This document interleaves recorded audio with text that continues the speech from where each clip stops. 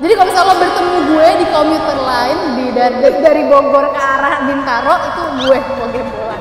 Kalau sekarang dia baju kotor buang. Wah, gila. Buset. Lu belinya baju bekas kan ya? Beli baju bekas thrifted. Mohon perhatian. Eits, sebelum nonton, subscribe dan nyalain loncengnya.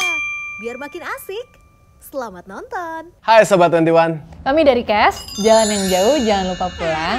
Tonton terus videonya sampai habis. Jangan lupa subscribe. Kalau gue justru kayak baru akan mengalami jalan yang jauh deh. Iya. Bentar lagi. Justru akan jalan yang jauh. Bentar lagi akan merasakannya di awal. Gitu. Belum pernah lagi sama sekali. Comfort zone ya. Iya. Biasanya kan orang tuh ngerasain jauh dari rumah pas lagi kuliah, mungkin keluar dari rumah ngekos gitu, atau mungkin kuliahnya di luar kota, di luar atau kota luar negeri, gitu. Iya, kalau gue waktu zaman kuliah tuh deket, nggak deket sih, tapi maksudnya kayak masih terjangkau, jadi masih tinggal di rumah. Jadi mungkin satu-satunya pengalaman yang rasanya tuh lumayan mendekat itu mungkin ketika pertama kalinya kerja di luar kota sendirian kali ya. Itu pertama kalinya juga orang tua aku ngelepas aku keluar kota sendirian, jadi ada rasa-rasa kayak gitu, padahal cuma ke Bali. Sebenarnya jauh bukan didefinisin sama jarak sih ya. Ini kacamata gue keren kan? Nah, kalau ngomong soal perjalanan jauh gitu, buat gue definisi jauh bukan cuma sekedar jarak sih, tapi lebih ke arah perasaan. Pertanyaan menariknya adalah ketika waktu itu sempat dipatu di Inggris, gue ditanya, lu pernah ngalamin perjalanan jauh gitu, lu pernah ngerasain pulang gak sih? Sampai detik ini, gue belum ngerasain pulang yang sesungguhnya, rasa pulang yang bener pulang tuh kayak gimana gitu. Gitu yang mana? Pengembara. Tapi kacamatanya bunyi di London. Pulang lagi. Kalau aku pernah kuliah, tapi kuliah juga nggak jauh-jauh banget sih, sebenarnya dari Depok, rumah di Bintaro. Jadi sebenarnya nggak jauh-jauh banget. Tapi Gue juga sama aja. ya tapi kan lo kan bolak-balik, kok tinggal di rumah. Iya, gue Nah kalau bolak-balik. saya ngekos, terus yang paling gue inget nggak tahu kenapa, kan gue anaknya pelit kan ya. Anaknya pelit. Kan kadang-kadang kalau misalnya anak kosan tuh kalau misalnya baju kotor kan di laundry. Nah karena gue pelit nih, gue nggak mau nge-laundry. Jadi gue bawa baju kotor gue pakai ransel, gue pulang ke Bintaro naik komuter lain untuk nyucinya di rumah. Jadi kalau misalnya lo bertemu gue di komuter lain dari Bogor ke arah Bintaro, itu gue gembolan. Kalau sekarang dia baju kotor buang. Wah, gila. Buset. Lu belinya baju bekas kan ya? Beli baju bekas thrifted.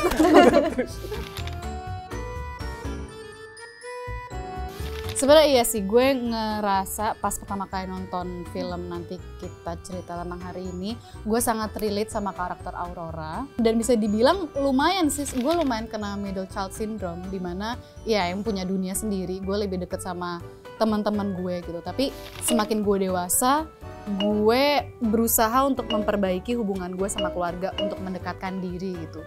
Jadi mungkin pas gue remaja, gue fokus sama main sama teman-teman, bokap nyokap gue juga kerja gitu. Sekarang menjadi dewasa, gue ingin lebih dekat sama keluarga. Sebagai Aurora sendiri, middle child syndrome itu memang benar-benar teraplikasikan di dia sih.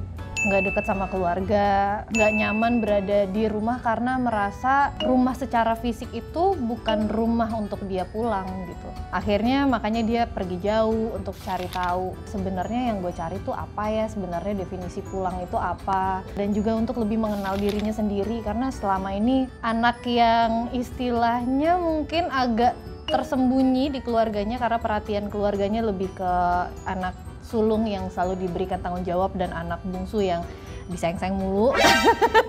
Dia akhirnya pergi jauh ini juga untuk lebih mengenal diri sendirinya juga, untuk mencari identitas dirinya juga. Gue terbiasa sama metode yang gue tahu itu adalah metode terbaik untuk gue lakukan selama gue syuting. Gue bikin notes, nggak lama dia nelfon dari Inggris. Udah lu baca sinopsisnya, udah lu baca skripnya. Udah, menurut lu gimana? Menurut gue, interpretasi gue stop interpretasinya. Yang gue butuhin nanti lu acting di sini here and now, presence aja, and then automatic art.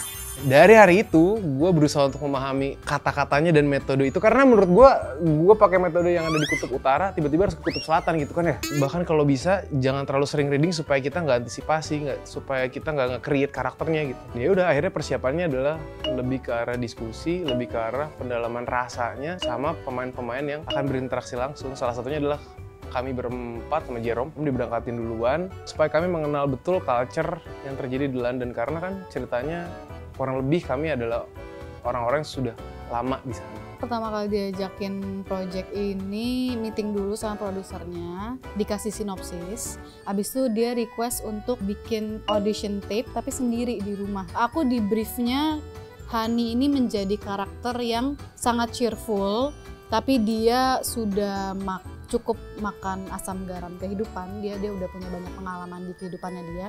Nah, ketika aku bikin casting tape-nya, aku bikin karakter dia sangat cheerful, sangat talkative, sangat bener-bener positif lah orangnya. Tapi karena kita minim reading, emang sengaja dibikin readingnya dikit aja, kayak cuma berapa scene kita cobain reading. Jadi nggak tahu kenapa keluarnya malah berbeda. Di sini Hani lebih dewasa, lebih santai, tapi dia juga menjadi sosok kakak bagi Aurora gitu di London. Rumah itu bisa kita temuin di mana aja gitu. Selama ini kan kita selalu mikir pulang itu kemana ya, pulang itu ke keluarga gitu. Tapi kan keluarga yang mana itu bisa kita sendiri yang tentuin, apakah keluarga yang sudah kita dapat dari lahir ataukah chosen family gitu. Itu juga bisa berpengaruh buat pencarian jati diri kita juga. Gimana Awan? Merinding gue dengernya. Idem. Wah, ini merinding banget gue. Aku sebagai anak bontot aku setuju sama aku. Ya tapi sama sih sebenarnya, karena mungkin kayak justru menantang persepsi orang yang akan nonton gitu ya tentang arti pulang. Ya ketika salah satu saudara dari kita punya pilihan hidup yang berbeda gitu sama kita tuh, ya gimana sih harusnya sibling menyikapinya gitu.